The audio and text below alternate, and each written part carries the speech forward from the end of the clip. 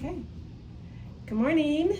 Good morning. My name is Cindy Bennett, and I am going to discuss my thesis with you. The title is, What Does SLED and Syllogism Have to Do with Abortion?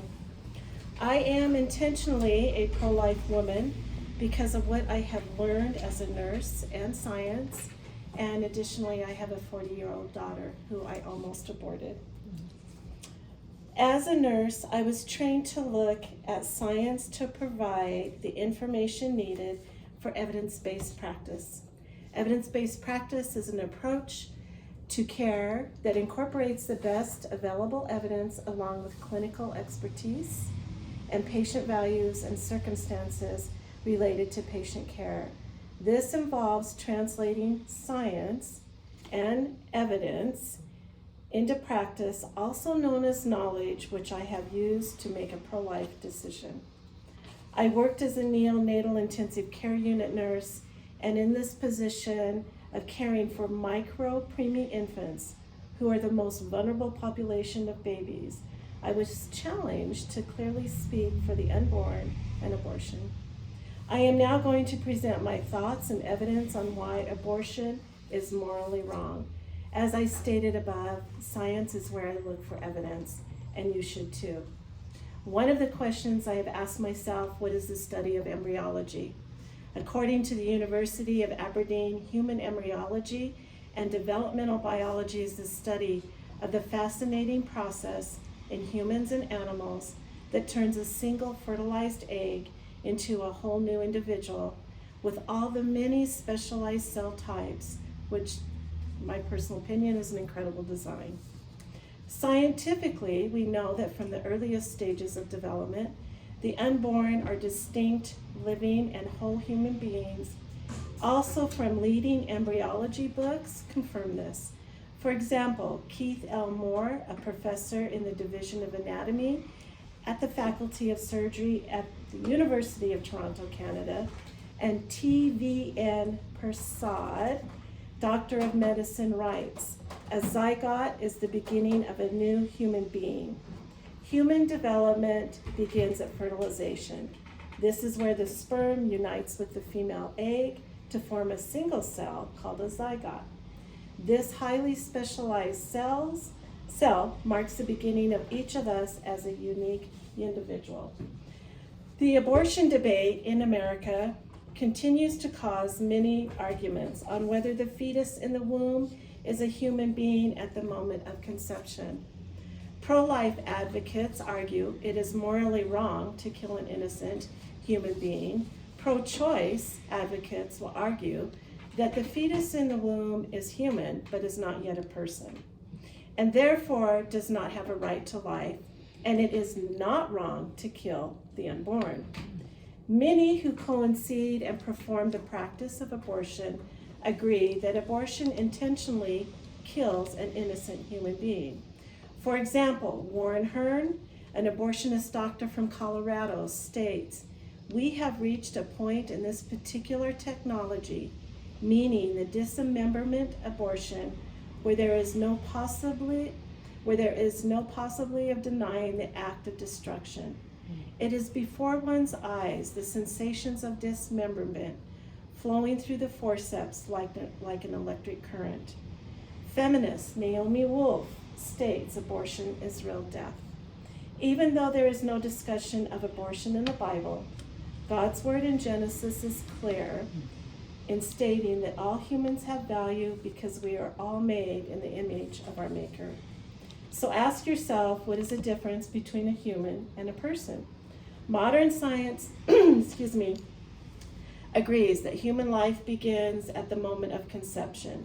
Stephen Schwartz, Doctor of Philosophy, writes in his book, The Moral Question of Abortion, points out there is no morally significant difference between the embryo that you once were and the adult that you are right now, today. Most of us would agree that killing an innocent human life is morally wrong. Additionally, Stephen and Scott Klusendorf, president of Life Training Institute, uses the acronym SLED, S-L-E-D, to share that there are 4 basic ways that an embryo or fetus differs from a newborn baby and personhood. The acronym can help us remember and categorize these differences. So S is for size, L is for level of development, E is for environment, and D is for degree of dependency. By looking at each of these differences in context, it is easy to see that none of them are sufficient to justify abortion because each of them is equally applicable to people outside the womb. And as Scott Klosendorf states, where you are has no bearing on who you are. And so now I'm going to show you a video clip from Focus on the Family, which is visual, and I like seeing visual, especially of this. And so Robin is going to put that on. All right, so there's been a lot of talk about this recently. People debating whether or not this is a person, a valuable life, a human being to be protected, or something that's more easily disposable. I've heard a lot of people say, how can something so small be a person? Well, I'm just curious. Why can't something so small be a person? Let's think about it this way. We have 3 different people here, all different sizes, all different ages. Is the smallest person less valuable than the bigger person just because she's smaller? So what makes this any different? If size has nothing to do with the value of a human being, how can we say that the life inside of a womb is of less value simply because it's smaller? It seems pretty clear that personhood is not defined by size.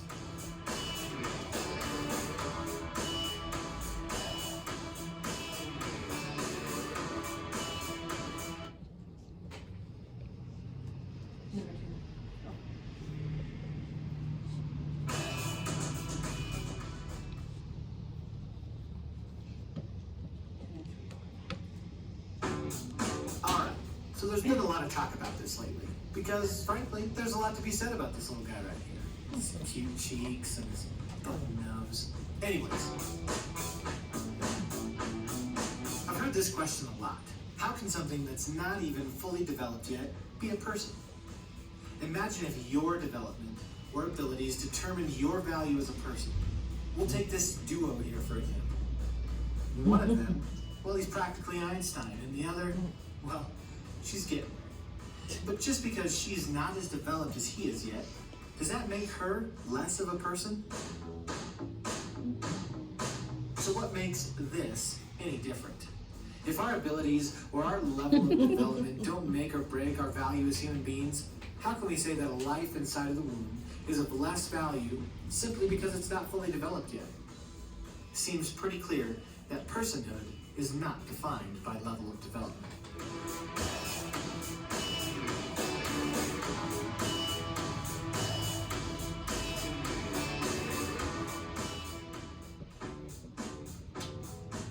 All right, there's been a lot of talk about this lately.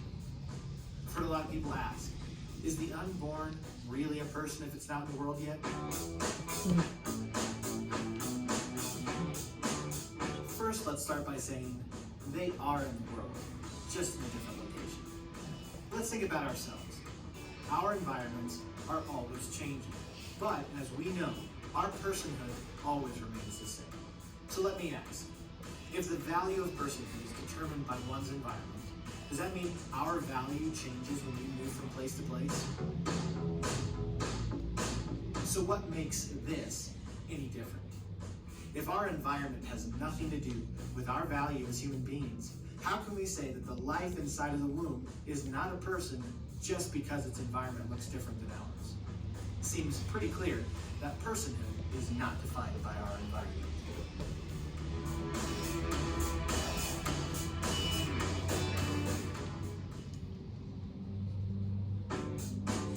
All right, there's been a lot of talk about this lately. People wondering whether or not this is a person, a valuable life to be protected, or something that's more easily disposable. I've heard a lot of people say, the unborn is totally dependent on its mother, so how can it be a person? Well, I just gotta ask, why can't it be a person?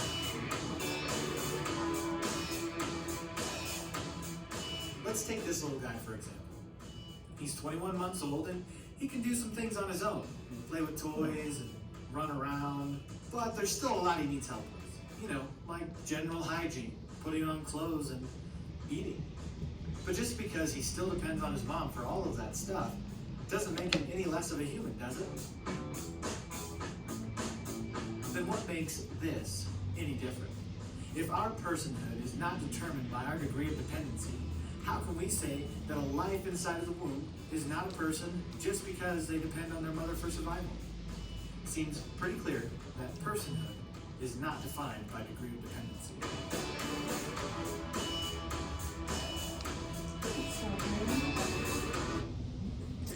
Okay, so most people don't know what a fetus or an unborn baby looks like because abortion takes place behind closed doors.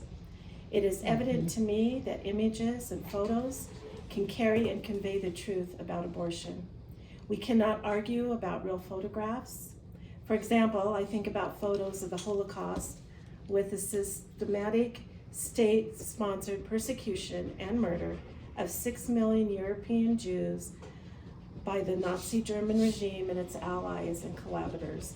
We seem to need photographs to comprehend the horrors of the broken bodies of the unborn babies. We're often told by pro-lifers and pro-aborts alike that it's wrong to display these photos publicly because the photos are too upsetting. This position makes no sense. It makes no sense if the critic is a pro-lifer. How can someone claim to be pro-life if they honestly believe that not upsetting people is more important than saving babies from abortion? It also makes no sense if the critic is a pro-abortionist. An abortion photo merely depicts something that someone has done to a baby. How is it possible that it's okay to do this thing to a baby if it is so horrifying to view that it is immoral for us to share it to people? I've had to really think about this on many levels. I have in my hand actual photographs of babies. These are from 1989 that were pulled out of a trash can in Minnesota. I had friends who were pro-lifers and they took these photos and sent them to me, and I've had them ever since. Looks like a baby to me. Okay, moving on to syllogism, and what does it mean? According to many dictionaries, the word syllogism is a form of deductive reasoning consisting of a major premises, a minor premises, and a conclusion. Syllogisms are a logical argument of statements using deductive reasoning to arrive at a conclusion. You will learn this. Premise number 1, it is wrong to intentionally kill an innocent human being. Premises number 2, abortion intentionally kills an innocent human being. Premises number 3, therefore abortion is morally wrong.